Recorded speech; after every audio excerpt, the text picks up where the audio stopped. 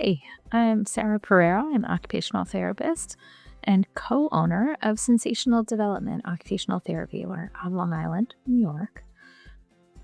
I wanted to take a little bit of time today to talk about how visual perceptual skills impact a child or could impact a child's success with many areas such as academics like writing, sports and extracurriculars, catching a ball, and overall coordination and how they interact with their world.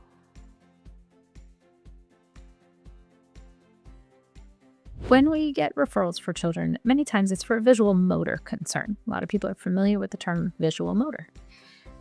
In order to have adequate visual motor skills, you would have fine motor function, gross motor function that is up to skill for their age.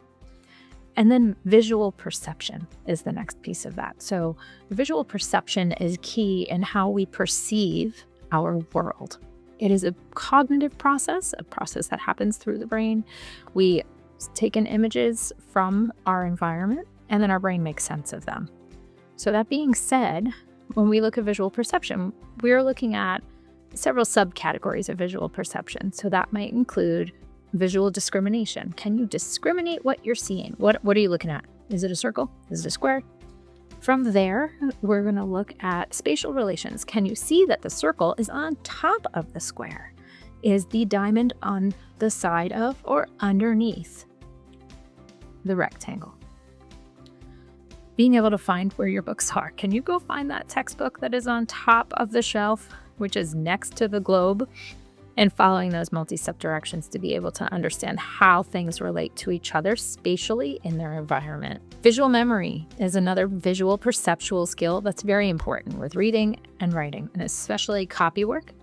When children are learning to spell or they're copying sentences and they have to look up for every letter or every single word in a sentence, it's going to become a very laborious task. We want to see them start to chunk letters together.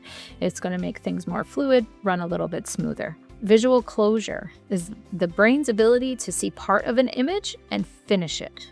So if you see a piece of a toy sticking out in a messy bedroom floor, being able to know, oh, that is the ball I've been looking for. Or seeing a notebook that's on the counter and it has other school supplies over it, being able to recognize that's my notebook, even though I can only see the corner of the spiral bound book. These skills are really important also in reading. Visual closure is really, really important for fluency and decoding, being able to look at a word and just visually the image of the word, being able to interpret and know what that is rather than sounding out each individual letter once the child has learned to read. Figure ground is another visual skill, visual perceptual skill of finding pertinent information in a busy background. So this would be like, where's Waldo? Finding something in a messy desk or in their bedroom when they haven't cleaned up, being able to find the specific toy or piece of clothing that you've asked them to get or what they're looking for.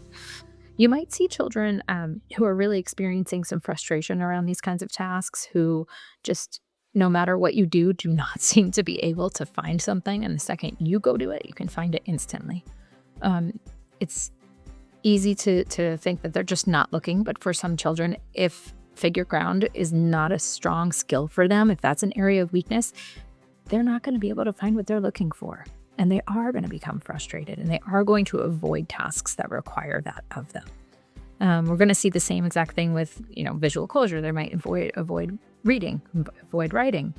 Our visual perceptual skills, when combined with motor skills, result in visual motor abilities. If you suspect your child has difficulty with visual motor skills, contact an occupational therapist. We are experts in helping to assess all of these areas to try to figure out what is impacting the child's function day to day.